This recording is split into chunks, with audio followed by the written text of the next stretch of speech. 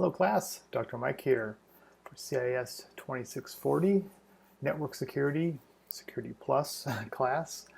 This is for Topic 7 on Administering a Secure Network, which at the time of this recording is our textbook Chapter 7. And this is currently tied to Week 7, Topic 7. So we'll just do a quick review. I'm going to go out and just really pull out some stuff from the chapter I think we should talk about. Again, review the full chapter on your own, please, to be sure you get anything I may have missed. But we'll look at the chapter summary when we're done here. Make sure I miss anything. So again, take a look here. It is really pretty quick. This is bringing together topics we've talked about before. We looked at with server attacks, especially chapter 6, which is design and technology. So, design in that secure network. And we sort of reached some of these questions already, which would be like monitoring, for example, firewall placement, things like that. So how do you administer it though once after it's set up? And so this chapter is really going to talk about, again, SNMP, Simple Network Management Protocol, used everywhere. It listens and executes commands as needed.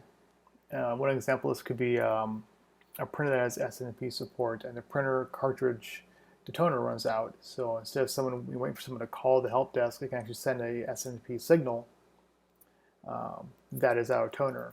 And you can even automate systems where it will actually receive that and open an actual ticket to be assigned and automatically issued for toner replacement. And so the great automation and great for monitoring too, because you want to know the CPU memory use, I/O, both the disk, network I/O. You want to find those choke points. If something fails over, you want to have errors. You definitely want errors to be supported. So there are a couple of strings. There's a password protected. There's a community string here. Just the thing to be noted here is this, at the time of this recording, version 3, at least by the textbook here.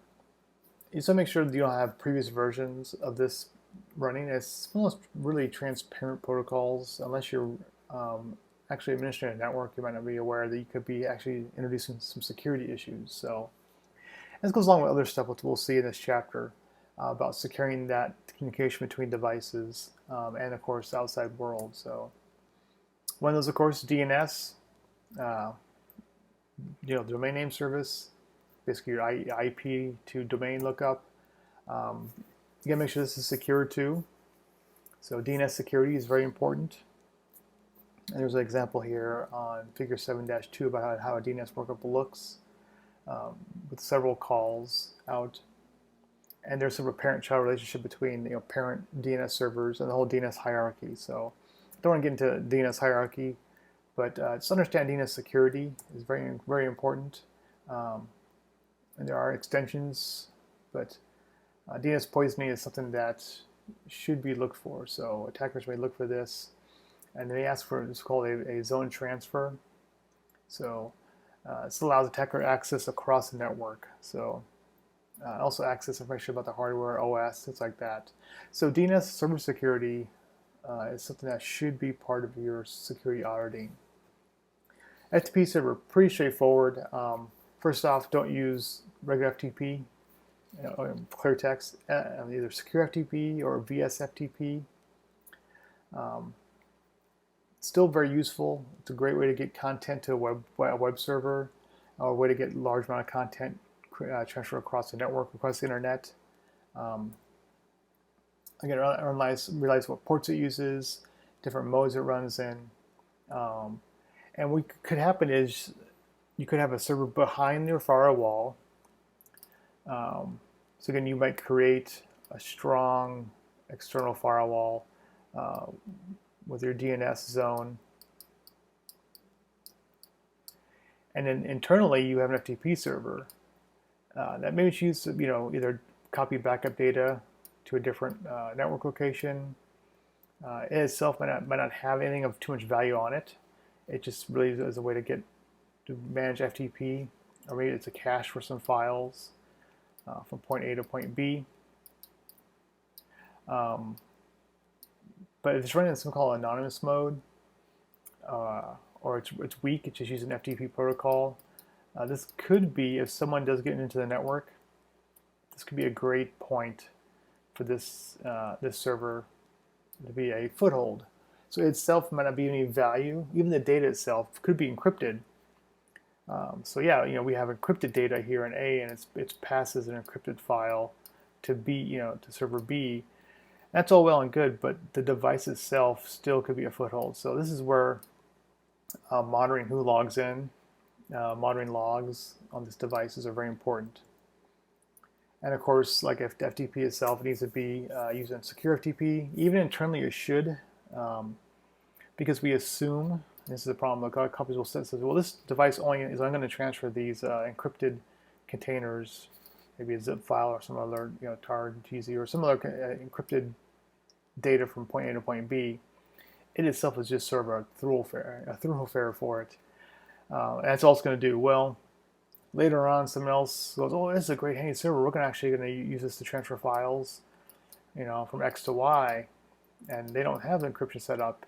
And that data going through this does have PII or, sensitive information on there. And it's not uncommon for a server to be set up for one thing and later on get pulled into other work, and it's forgotten about. It's forgotten the fact that it's running unsecure FTP. So, or it's, it has been updated. And very important that, of course, OS updates. These little utility servers like this, that's what this chapter is hopefully bringing across, is these little utility servers that are coming into play that don't seem like they're major. They're not your web server, not your email server. They're not the DNS servers. These are not switches, routers. These are just small little, maybe file storage, FTP, and so on. They fall through the cracks. So, and they get unpatched, or they get not using, in this case, secure socket layers or TLS, or like example SFTP. So email is definitely security, a little more higher up on the security chain there, where this FTP server internally that can only be accessed internally only somehow gets breached from the outside, right? We get an internal employee gets breached, and then they access the server. Well, this server from the outside attacker becomes a foothold. So email, same thing. Email is going to live probably in your DNS, but there could be internal email servers too, probably definitely more than one. Of course, the email content itself should be encrypted, SMIME, spam filtering, things like that. There's gateway appliances for decrypting email. The whole, encryption, decryption here at this inner ring really is going away. The idea is, the old adage is, everything here is inside our network, so we don't need to encrypt it. Well, you need the good rule of thumb is act like someone's already in your network. So encrypt as much as possible. The older mentality is encryption was expensive, CPU wise, and so on. But nowadays you should be able to do this internally also. So again, email servers definitely up there, but also some other things too, as listed here or not. Of course, web browsing, VoIP, voice and video, time synchronization protocols. There's a lot of these different protocols flying around that might need to have some sort of security put into them. So again, this is part of administering the network.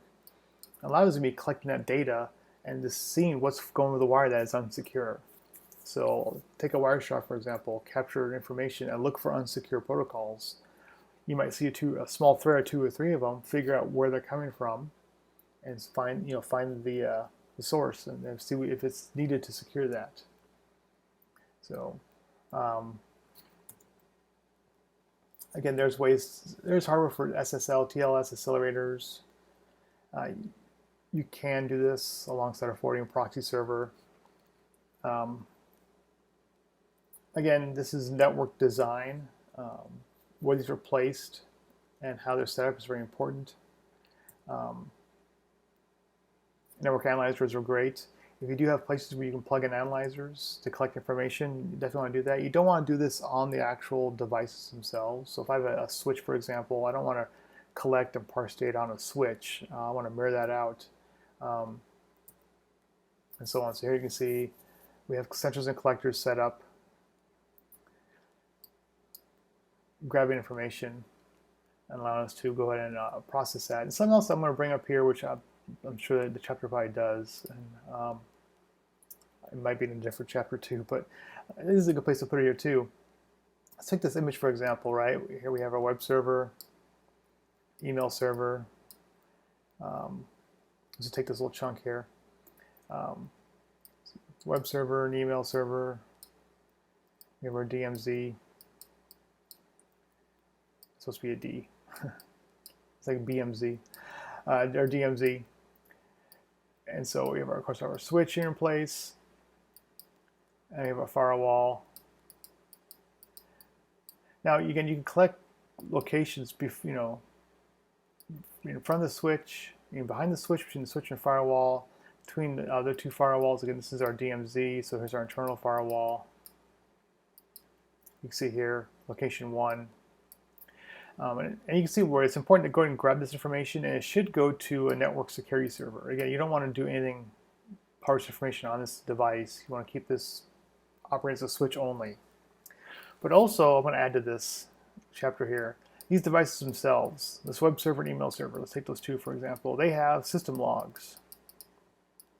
Logs are key, the lifeblood of administration for security, which includes not just hacking attempts, it includes security of hardware failure, disaster, software failure, a bad deployment in production can cause some bad issues in a web server.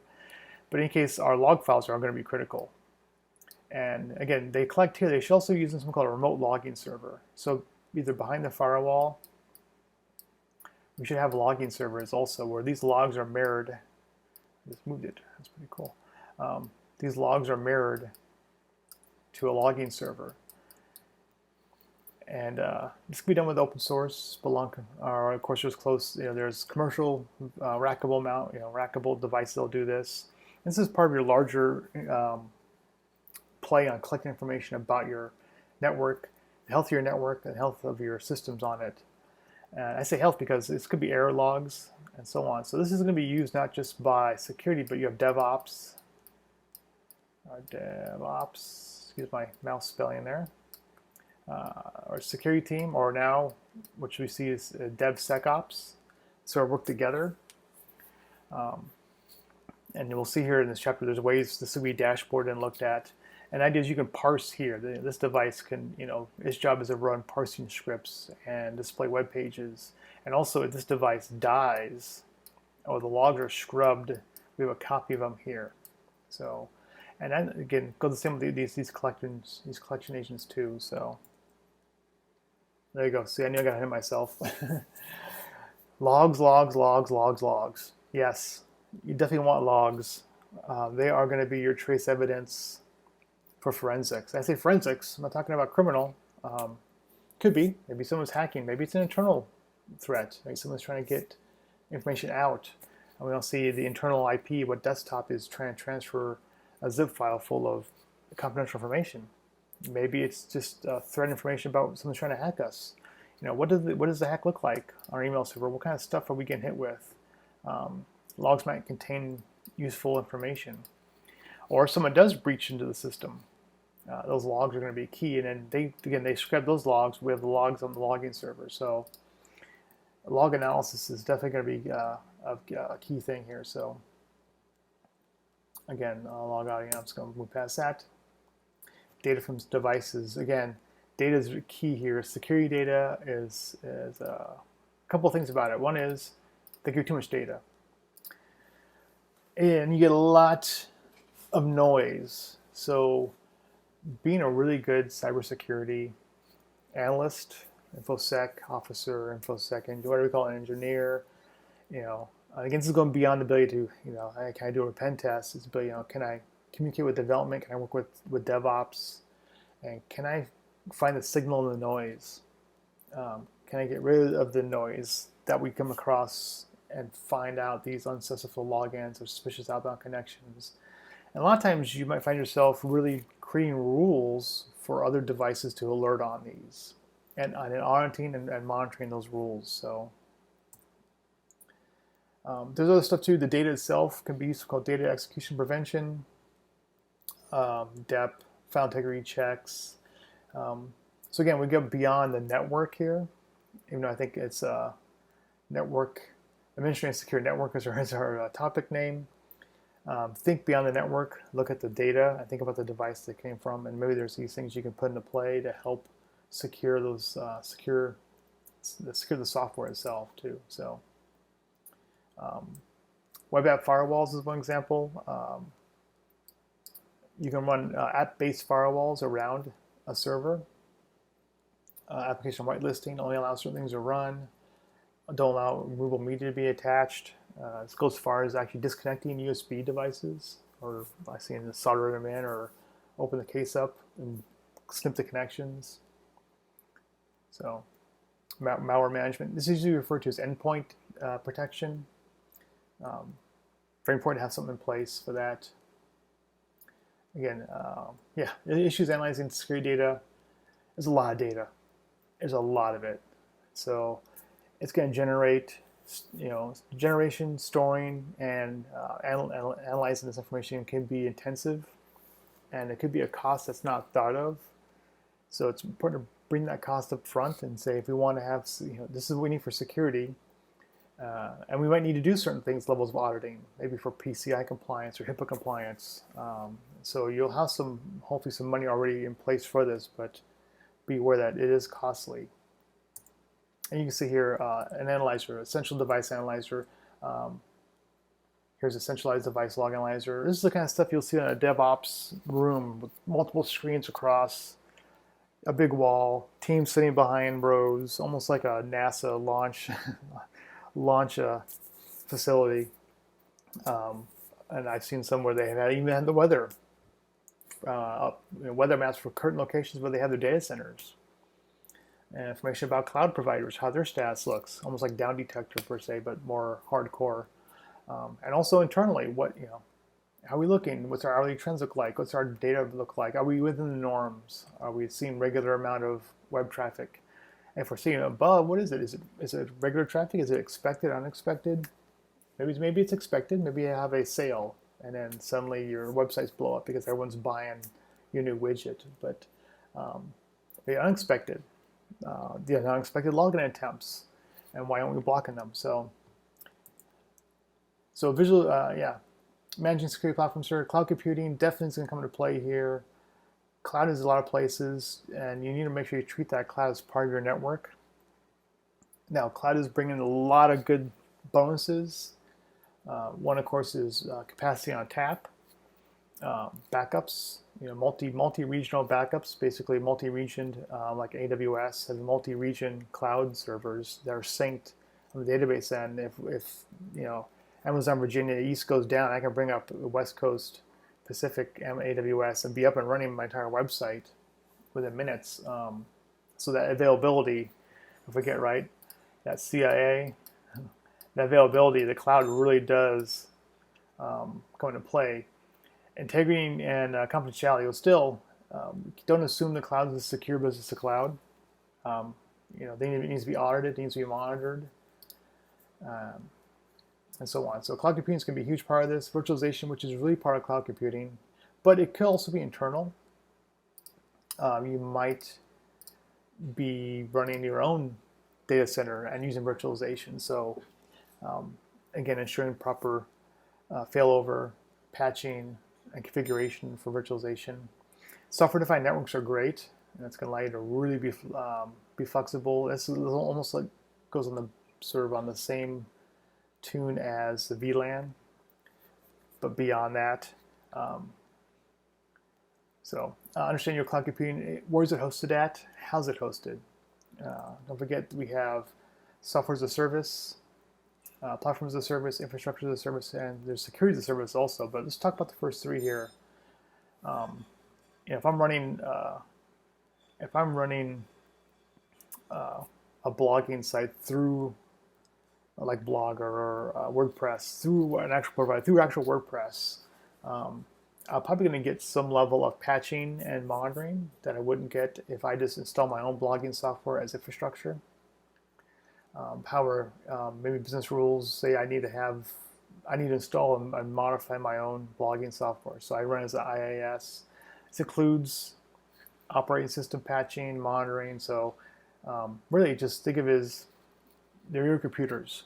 You should monitor them as such. So the cloud itself, most of the time public cloud is fine.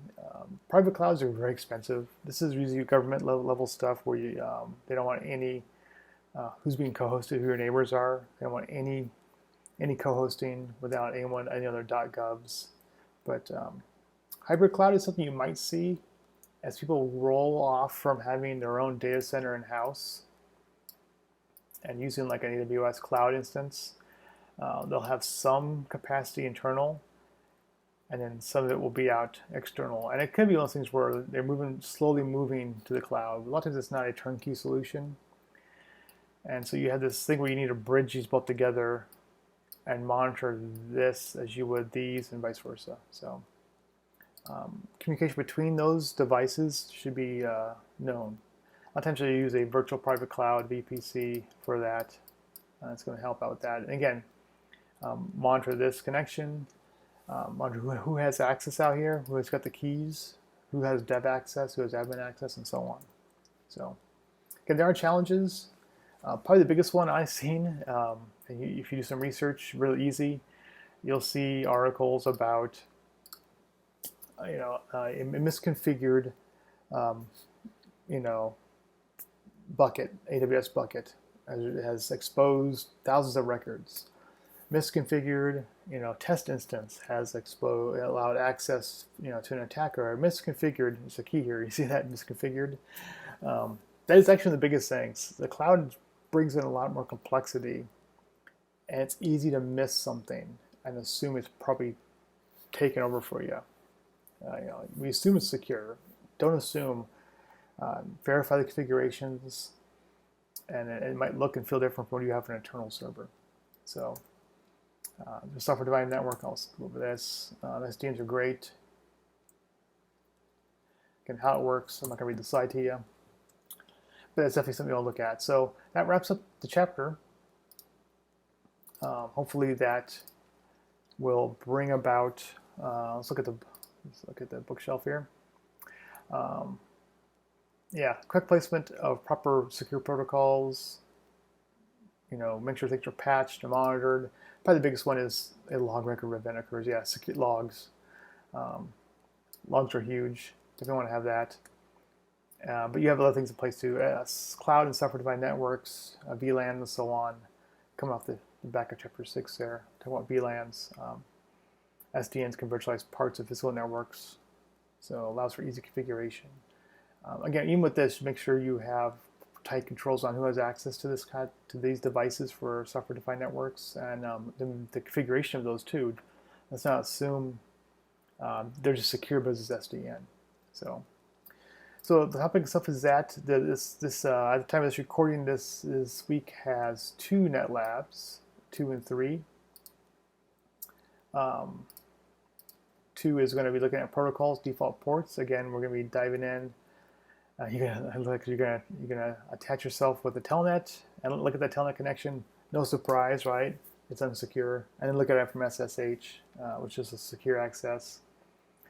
Connect your Linux system using Netcat. Netcat's awesome. Remote shell. So make sure you always look at the lab setups for these. I think most of them are going to be just log in for this one. If we look at that Netcat. What are we doing this? Okay, open our reverse shell, and then we're going to netstat seed open, and we're going to connect to it. So there you go. So you can see you kind of get that shadow and so on. Netcat is definitely a protocol that's very handy for hacking. So, and then lab 2, pfSense firewall. One of the main types of firewalls. pfSense. Pretty big out there. You're going to see some requests. Let's look at the setup for this one.